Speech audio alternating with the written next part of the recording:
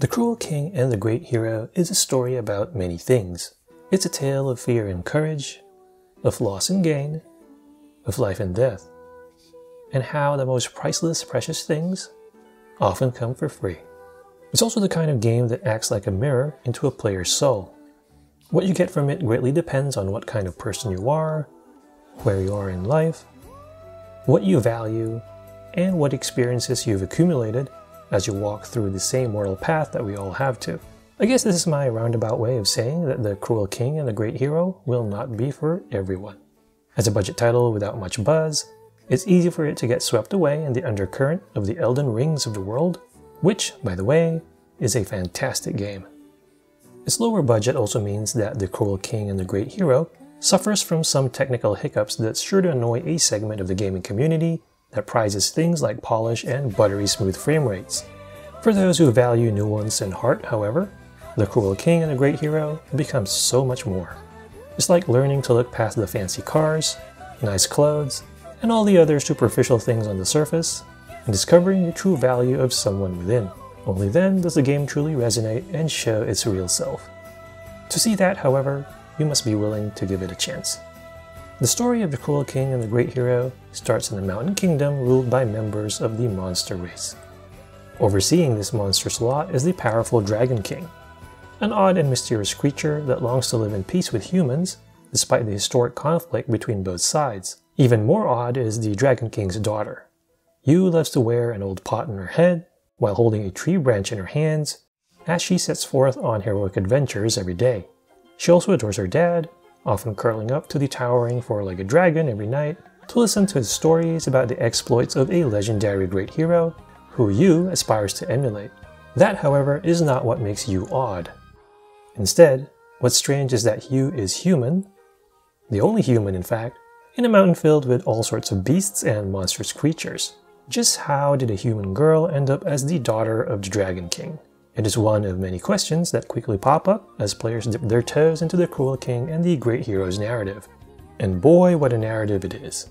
Like a Hans Christian Andersen fairy tale, the game's story unfolds on the screen in picture book form, complete with beautiful illustrations that boast a unique hand-drawn style. The art is reminiscent of another Nipponichi software game from a few years ago, The Liar Princess and the Blind Prince, which I absolutely adored. In fact, you can check my review of that game by clicking on the link above. Now, at the time, I described the art for Liar Princess and the Blind Prince as a cross between Tim Burton and Edvard Munch, and that tradition carries on with The Cruel King and the Great Hero. The Cruel King and the Great Hero simply exudes charm, the same kind that just melts your heart and makes you go, "Aww," every time you see babies or a basket filled with kittens and puppies. I couldn't help but smile every time I saw Yu's cute mannerisms on the field, whether it be her comical look of surprise every time she gets attacked by a monster, or her cheerful face while trotting about. Adding to the cuteness overload is her doting dragon dad, who hides in the background to watch over Yu and make sure that she stays safe while she adventures quote-unquote on her own. This includes breathing fire on Yu's sword and providing all sorts of other assistance to make Yu think that she's pulling off all these awesome heroic attacks. Wink wink. Then you've got the Dragon King's word expression when Yu's in a pinch, as well as his proud look of joy when Yu triumphs in battle. This guy is a total protective dad, which is something that anyone who has kids or even little nieces and nephews can totally relate to. Further bolstering the presentation is the music, which provides a wonderful backdrop to the story of Yu and the Dragon King.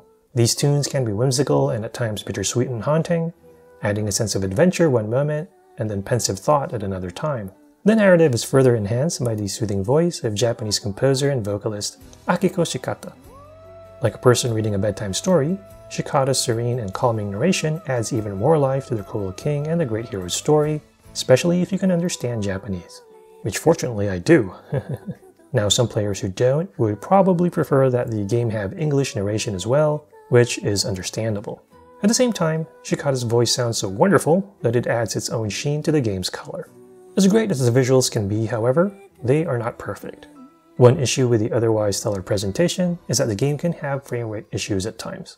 On the PlayStation 4 version that I played on a PS5, the frame rate during combat and exploration was fine, but would sometimes get choppy during cutscenes, especially those that involved scrolling movement.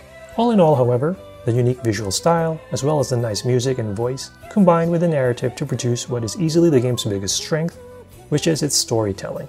If you need a reason why you should get this game, the story and presentation alone are worth it. Now, its storytelling chops aside, The Cruel King and the Great Hero is, of course, still a game. As such, gameplay remains a big part of the equation for folks when calculating whether to get it or not. Unlike the side-scrolling action of The Liar Princess and the Blind Prince, which garnered mixed reactions, The Cruel King and the Great Hero opts to go a different route by adopting classic Japanese role-playing game mechanics. This means classic turn-based combat, where you essentially pick moves for you, and at times an AI partner, while taking turns with enemies. The battling itself is your standard old-school JRPG fare, with basic attacks as well as more powerful special attacks that call upon the Dragon King's powers in exchange for using skill points. Another wrinkle to the combat are enemy weaknesses, which you can learn by observing them through a special skill. These weaknesses make enemies more vulnerable, so you'll want to take advantage of them. One enemy, for example, enters a weakened state if you decide not to attack and just block when it's curled up in a defensive mode. Others can be more susceptible to elemental attacks such as fire. One reason why it's important to know these weaknesses is that the game can be surprisingly challenging at times. Don't let the cartoony graphics fool you. Poor you and your partners can find themselves face down on the ground if you underestimate foes and just attack blindly, especially early on in the game when you're low on items and still not quite geared up optimally. You'll definitely want to be mindful of enemy attack types, as well as who moves first, in order to ensure that you pick the most optimal move available. While the combat itself can be fun once you get the hang of it, one thing that isn't as enjoyable is the use of random encounters for triggering battles. The encounter rate can be pretty unforgiving, especially when you travel to a place for the first time. These consecutive battles can be tiring and a bit annoying to deal with, particularly when you're low on healing items. On the plus side, you automatically fill up your life and skill points every time you level up, which helps when going through a long dungeon. And then once you is stronger than the enemies that populate a certain area, she can also run instead of walk, which lowers the encounter rate. Personally though, I prefer being able to see enemies on the field and triggering battles by choice, as it encourages exploration. I'm the type who loves to explore maps, but walking into foes after a few steps makes me just want to press forward and not look around as much. Speaking of exploration, the game also adds side quests called Use Acts of Kindness to further flesh out your adventure in addition to the main campaign. These can be triggered by talking to non-playable characters or NPCs who need use help and reward you with things like items when you clear them. As with other games that use this mechanic, some of these acts of kindness can feel like fetch quests or errands at times. Overall though, I like their implementation, especially when they involve characters who have a lot of personality, as they make these side quests more interesting. Overall, the gameplay in The Cruel King and the Great Hero doesn't exactly break new ground. If you prefer the more modern action-based JRPGs, or even hybrid turn-based action such as Final Fantasy VII Remake or Tales of Arise, the combat in this game will admittedly feel dated. If you're a fan of old-school JRPGs though, the gameplay in The Cruel King and the Great Hero is quite solid and actually fun once you get the hang of it. Of course, the question ultimately boils down to whether or not you should get this game. Just like I mentioned earlier, the answer depends. I can see younger kids liking this game, for example, even though the difficulty could be an issue early on, because they're still at a point in life where things like fairy tales would actually still be of interest. Teenagers and youth, on the other hand, tend to be more eager to try quote-unquote non-kiddie fare as sort of a rite of passage away from their childhood phase. I can also see older gamers who maybe have kids, or even young folks who have a different perspective in life, enjoying this as well.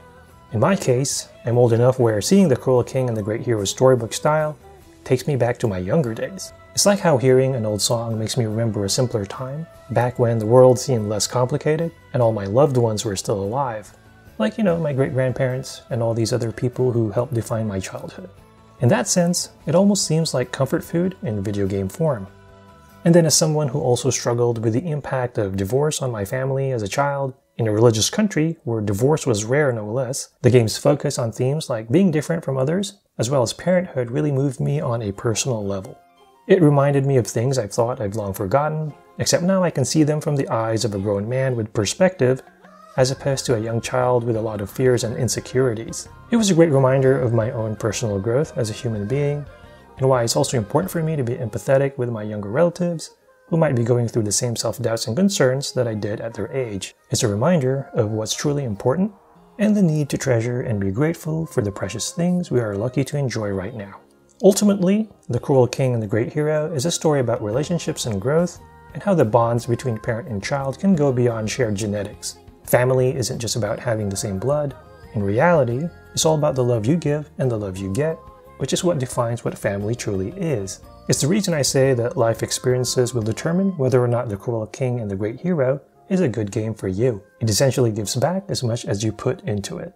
So if your main focus is a highly polished, big budget arrangement with lots of action, and there's nothing wrong with that, well, this game will likely be underwhelming for you. However, if your priorities lie in story, a more nuanced perspective, and an experience beyond just the game within a game, then The Cruel King and the Great Hero is worth picking up.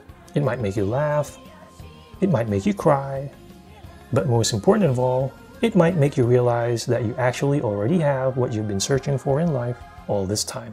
As always, this is Tabi Asobi, and thank you for watching. 寝たか。王様ドラゴンはユウの頭を優しく撫で、さっきの言葉の続きを誰に聞かせるでもなく口にします。だからユウも勇者として認めてもらえるように、多くの人間たちから恐れられるようなとても悪い魔物を倒さないといけないんだよ。